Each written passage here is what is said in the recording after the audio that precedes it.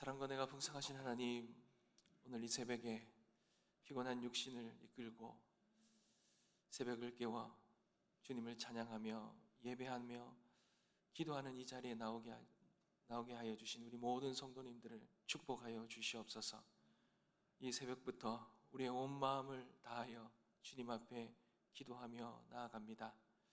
주님, 우리 성도님들이 마주하는 모든 삶 위에 하나님께서 함께하여 주시고 그 삶 속에 하나님만이 주실 수 있는 은혜와 평안으로 채워주시고 오늘 하루도 믿음으로 살아갈 수 있는 넉넉한 은혜를 허락하여 주옵소서. 주님, 우리가 다른 것을 의지하는 것이 아니라 하나님의 그 말씀을 의지하며 말씀을 붙들고 말씀 위에 우리의 삶을 세워가게 하여 주십시오. 그래서 흔들리지 않게 하시고 염려 가운데서도 믿음과 확신을 담대함을 가지게 하시고 하나님만 바라보며 의지하며 오늘도 믿음의 발걸음 힘차게 걸어가게 인도하여 주옵소서. 오늘도 우리의 간절한 기도를 들으시고 하나님 그 간구의 그 모든 응답의 은혜를 허락해 주실 줄 믿습니다. 주님, 역사하여 주옵소서.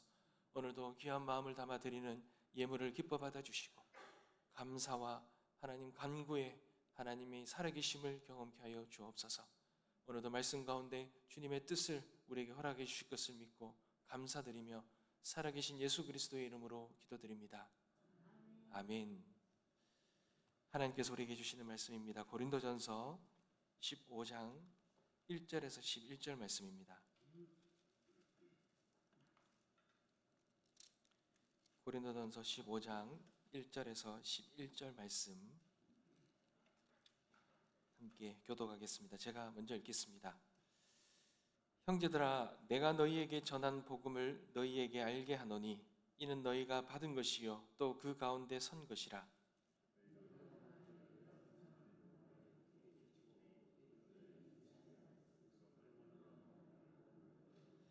내가 받은 것을 먼저 너희에게 전하노니 이는 성경대로 그리스도께서 우리 죄를 위하여 죽으시고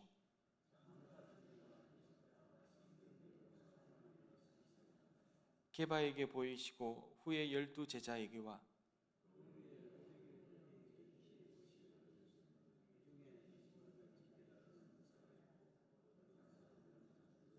그 후에 야고보에게 보이셨으며 그 후에 모든 사도에게와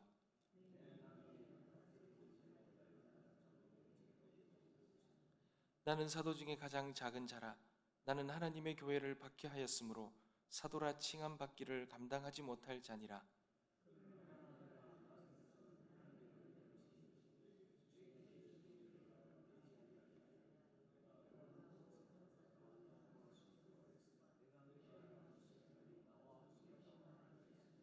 다 같이 읽겠습니다. 그러므로 나나 그들이나 이같이 전파하며 너희도 이같이 믿었느니라. 아멘. 사랑하는 성도 여러분, 오늘 우리가 살펴볼 이 15장은요 어떻게 보면 이 고린도전서 말씀의 가장 핵심이기도 하고요. 저는 개인적으로 이 고린도전서 15장 말씀을 참 너무 귀한 이 복음의 정수로 보고 있습니다. 여러분, 우리가 믿는 신앙의 가장 깊은 뿌리, 그 핵심이고 뿌리가 무엇인지를 잘 말해주고 있습니다. 사도 바울은 오늘 그 핵심을 어떻게 보면 핵심은 두 가지로 보죠.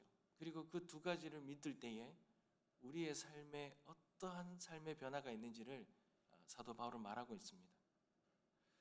여러분, 오늘 사도 바울이 먼저 자신이 고린도 교인들에게 전했고 그들이 믿어서 구원을 받게 되는 그런 기준, 구원의 기준, 복음의 핵심이 무엇인지를 여러분 두 가지로 말하고 있는데요.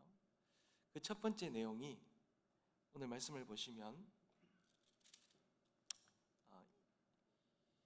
3절 말씀입니다. 내가 받은 것을 먼저 너희에게 전하였노니 이는 성경대로 그리스도께서 우리 죄를 위하여 죽으셨다라는 겁니다. 여러분, 복음의 핵심은 예수 그리스도가 십자가에 죽으셨다는 거예요. 그리고 두 번째는 성경의 예언대로 사흘 만에 다시 살아나셨다라는 것입니다. 사랑하는 성도 여러분, 예수 그리스도가 십자가에 죽으시고 부활하심을 믿으십니까? 여러분 이거 안 믿으시면요. 여러분 2절 한번 볼까요? 너희가 만일 내가 전한 그 말을 굳게 지키고 헛되이 믿지 아니하여야 그로 말미암아 구원을 받는다 그랬습니다. 여러분 헛되이 믿지 않아야 되는데요. 그 온전한 믿음의 핵심이 예수 그리스도께서 십자가에 죽으시고 부활하셨다라는 것입니다. 여러분 그런데 오늘 이 말씀에서 사도 바울이 이 사실을 어떻게 강조하고 있습니까? 이것이 사실이라는 걸요. 어떻게 강조하고 있냐는 거예요. 첫 번째는요. 성경대로 말이죠. 성경대로. 이 말은 성경의 권위를 말하고 있는 거예요. 여러분 누군가가 예수님이 죽고 부활하셨다 이렇게 우리가 말을 할 때에 그런 게 어디 있냐? 사람이 죽고 부활하는 게 그런 게 어디 있냐? 증거를 대라. 그럼 어떻게 하시겠습니까? 성경이죠. 성경에서 그렇게 말하고 있다는 거죠. 여러분 세상에서 죽음 이후의 삶에 또 다른 삶이 있다. 죽으면 끝이다. 여러 가지 말들을 하는 사람들이 있습니다. 여러분 그 사람들에게 물으셔야죠. 증거가 어디냐?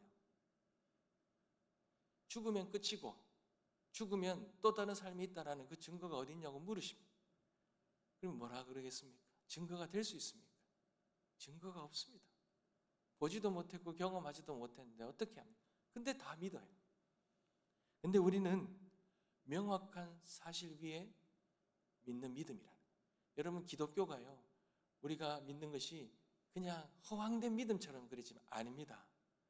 이 세상에 수많은 종교들이 다 있지만 그 많은 종교들이 덮어놓고 믿는 거예요. 그냥 이럴커니 덮어놓고 밝혀지던 그런 걸 믿어요. 그러나 우리는 수천 년 동안 내려온 하나님의 영감으로 기록된 그 성경의 말씀을 붙들고 우리는 그 말씀에서 말하는 예수 그리스도의 죽으심과 부활을 믿는 겁니다.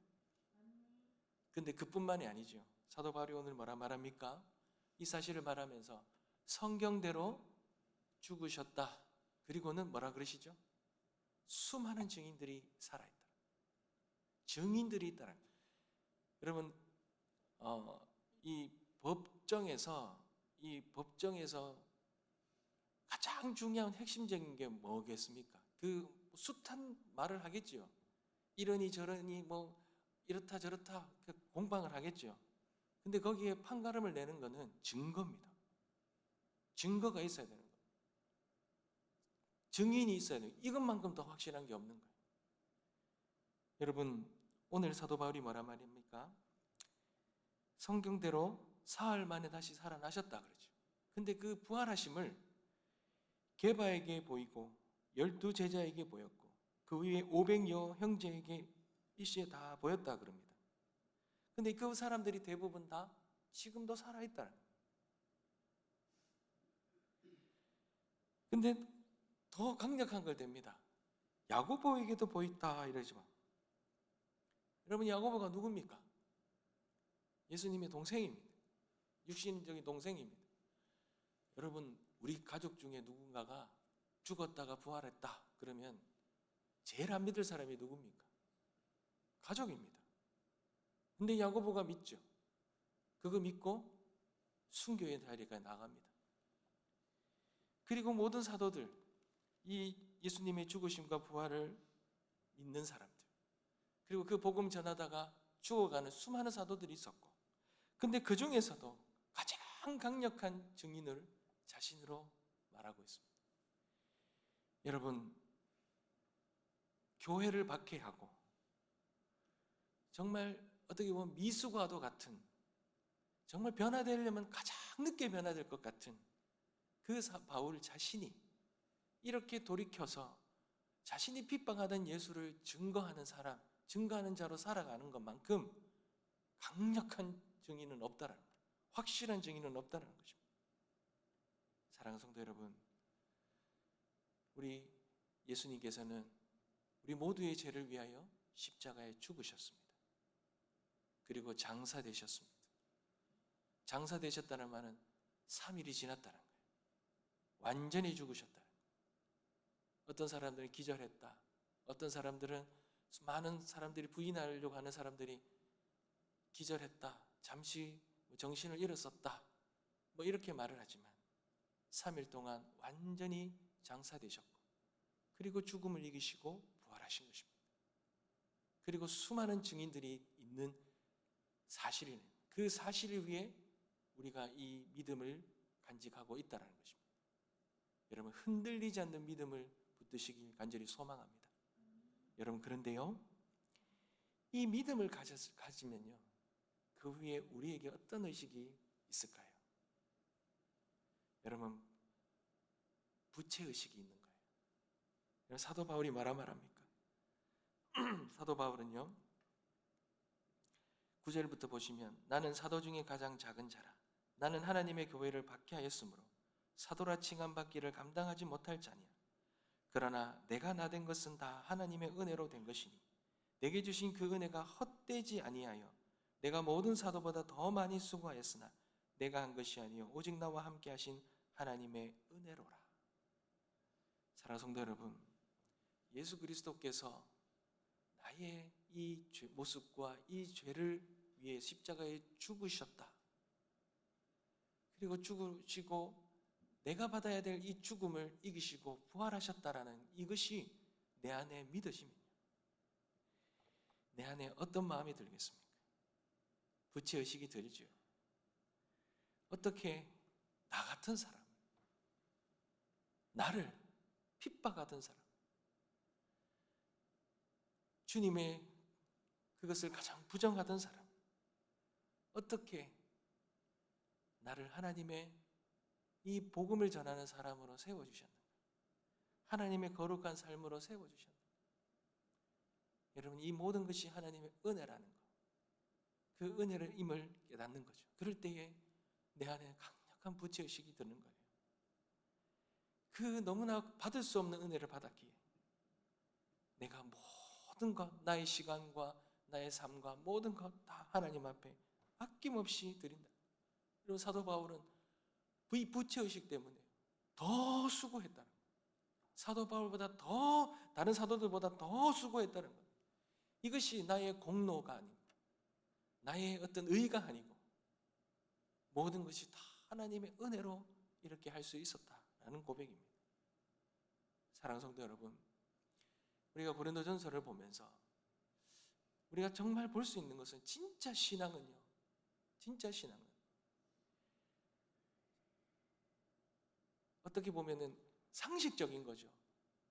진짜 은혜를 알면 질서 가운데 거하고 정말 하나님의 영광을 위하여 그 영적인 질서 가운데 또 이웃과 사람들을 위하여 섬김의 삶으로 나가는 것.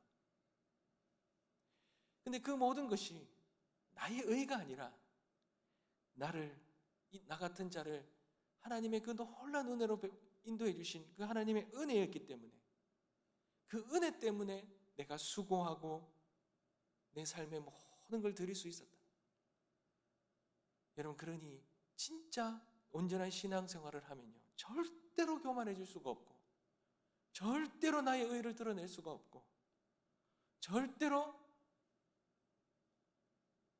내가 지금의 이 모습을 이룬 모든 것이 내가 한 것이 아니라 하나님의 은혜로 되었다라고 고백할 수밖에 없다는 것입니다. 사랑하는 성도 여러분, 그런 믿음과 삶이 있다면, 그런 믿음의 삶들이 모여 있다면 얼마나 은혜롭고 건강하겠습니까? 사도 바울은 참 문제 많은 이 고린도 교회를 놓고 여러 가지 이야기를 하면서 자신의 이야기를 통하여서 진정한 성숙된 신앙, 구원받는 헛되지 않는 믿음을 가지고 구원받는 신앙은 어떤 신앙인지를 잘 보여주고 있는 것입니다. 사랑하는 성도 여러분, 흔들리지 않는 말씀 위에 세워진 이 예수 그리스도의 죽음과 부활의 믿음을 붙드시고 그 놀라운 십자가의 은혜를 통하여 오늘 우리가 이렇게 구원받은 백성으로 하나님이 세워주셨으니 이 모든 것을 하나님의 은혜라는 것을 간직하는 부채의식을 가지고 우리의 삶에 모든 것 성숙하게 하나님 앞에 올려드리며 우리에게 허락해 주신 이 공동체와 성도들을 진심으로 사랑하고 섬기며 남을 나보다 낮게 여기며 그렇게 신앙생활, 성숙한 신앙생활 공동체 이루어가는 우리 모두가 되어주시길 주님의 이름으로 축복합니다. 기도하겠습니다.